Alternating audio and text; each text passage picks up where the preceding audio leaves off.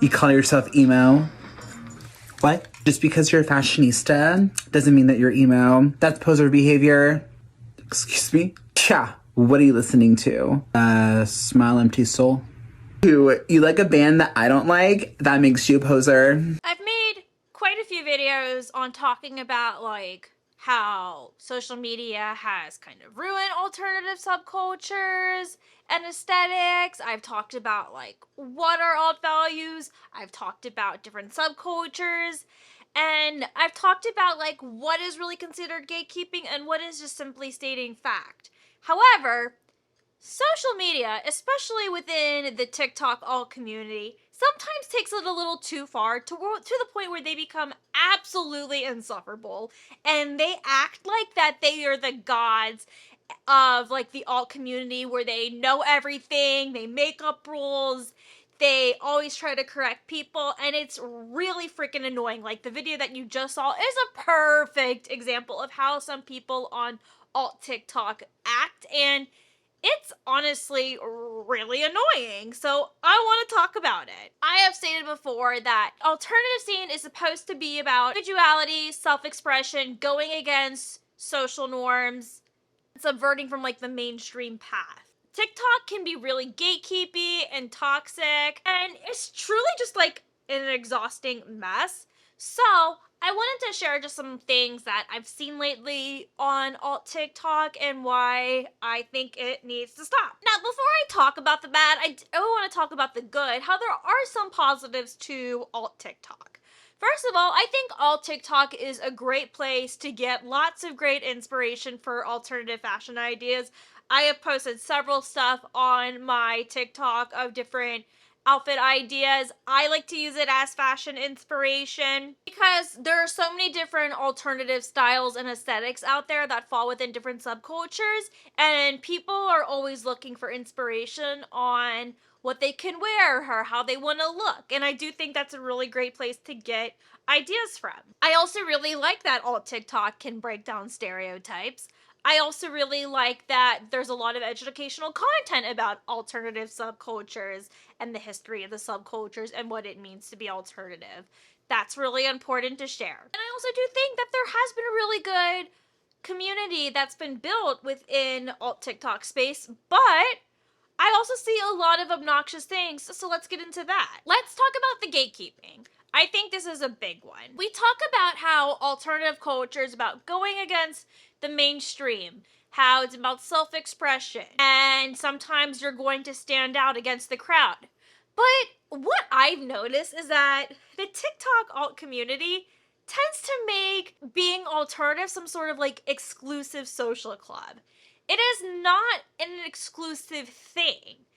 As long as you have specific alternative values, you listen to certain music, honestly, fashion is optional, and you certainly do not have to have tattoos or piercings to be alt, but are called subcultures for a reason, and we're also forgetting that alt is an umbrella term where you don't necessarily have to belong to a subculture in order to be alt.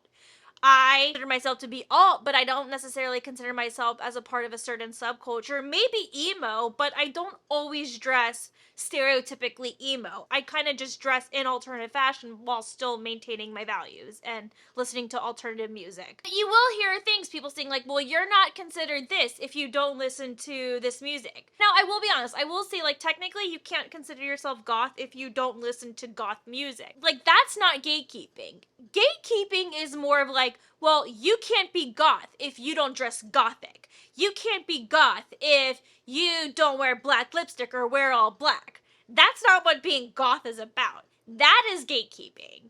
Because, again, you don't have to look the part to be goth. As long as you listen to music that is goth rock, then cool, you're goth. End of story. Or other people will say like, oh, well, if you wear this, but you're not doing XYZ, then you're just a poser. Poser, poser, poser. God, that word is so annoying. Just a lot of over-policing on the app, and I think that's what really drives me crazy. And again, There's a difference between stating what is actual fact and what is gatekeeping and policing. And the internet tends to be really insufferable about it. Some people will go to great lengths saying like, oh, that's not alternative fashion, or this is alternative fashion. And it's like, that's just your own subjective opinion. People have their own different tastes when it comes to alt. Like, I always say edgy and alt style for the way that I describe it myself, but I definitely sometimes resonate more with edgy, but I still consider it to be alt at the same time because you don't really see many people dressing like me in the mainstream or people who are just out and about. Especially when I go back to Virginia, oh my god, I feel like I never see alt people or people who dress alternatively than I do. I'm always standing out, and you know what? I'm okay with that. I also think that the alternative community on TikTok is incredibly chronically online, and they overanalyze everything. I mean, literally everything. There's so much outrage within the alt community. It is wild. We talked about fashion. People will literally start nonsense arguments over what is considered alternative fashion. Take e-girls, for example. I talked about e-girls on my alt bop house video. There was a whole controversy centering around that last month. But what I want to say is that e-girls typically do dress edgy and they have that alternative style. Well, some people want to argue it's a subculture. Some people want to say it's not a subculture. I think that's just preference. It's like, it can still be considered like alt fashion, but there aren't really like any like values of being an e-girl. There isn't like any music taste when it comes to being an e-girl. I think it's more about style. And again, there's nothing wrong with the e-girl style. I think it's very cute. People will just overanalyze all these trends because the e-girl subculture kind of came up close to like the pandemic, and people were calling it as like a way of gentrifying alt cultures, and I'm just like, Jesus. You guys are taking it way too far. You really are. I think it's perfectly okay to enjoy aesthetics. I think there's a lot of outrage when people claim like, oh, you're stealing that subculture's aesthetic. I think it's perfectly fine to enjoy a subculture's aesthetic, but as long as you don't like claim you're a part of that subculture, it's one thing. Like, for an example, I do not consider myself to be goth because I don't listen to goth music. However, I could say that I dress kind of gothic sometimes, and I do admire gothic culture, like gothic art. You can admire things and admire and enjoy the aesthetic because gothic is different than goth. So that's like an example of what I'm trying to say. And I think it's really wild when people say like, oh, how dare you call yourself goth when you dress all gothic? I never claimed to be goth.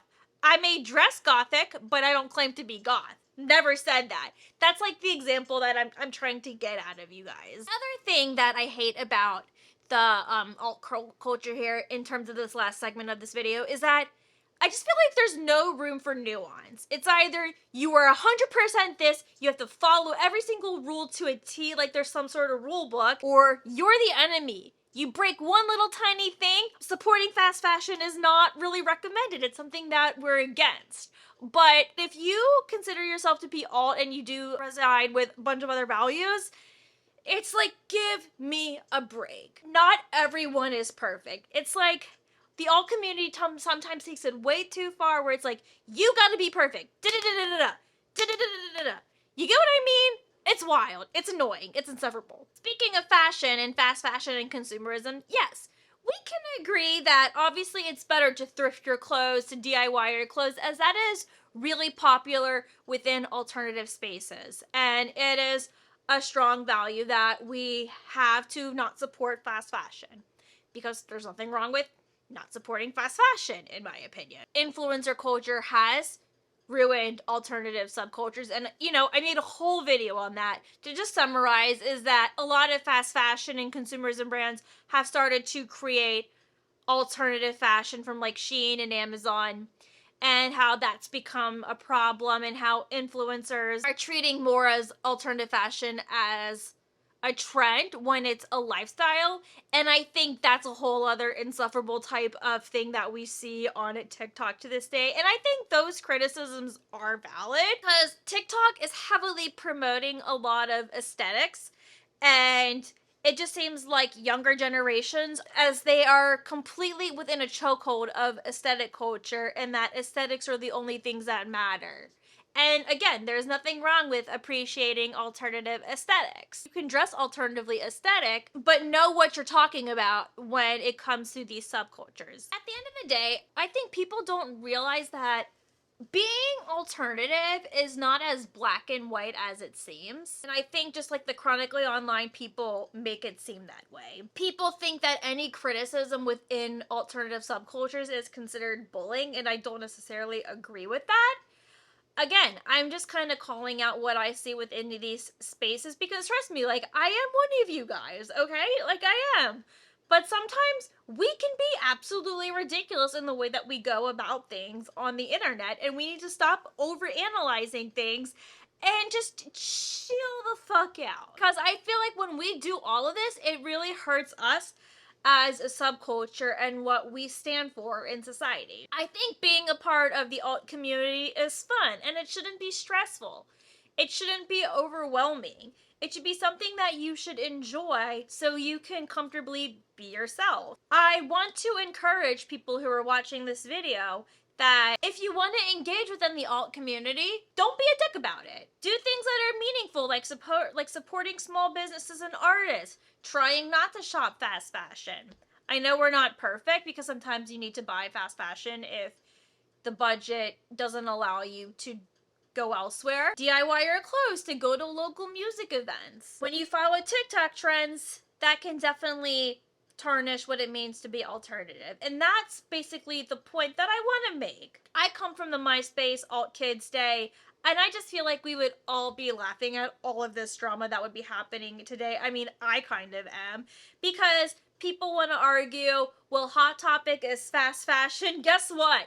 Guess what the alt kids back in the day were doing? We were going to Hot Topic. We were buying our studded belts and whatever accessories you could think of in clothes from Hot Topic because that's what was offered to us at the time. When we were teens, at least growing up in my area, a lot of us didn't really thrift. A lot of us didn't even think about thrifting. I feel like social media has encouraged us to thrift more, and I wish I had gotten more involved with thrifting clothes when I was younger, but that's just not a thought that really crossed my mind back in the day. So yeah, anyway, that's kind of where I want to go with this video. I'm curious to know, what are your thoughts on chronically online alt community, especially on TikTok? I'd love to hear your thoughts in the comments down below. And if you liked this video, do make sure you give it a thumbs up, and I'll see you in my next video. Bye!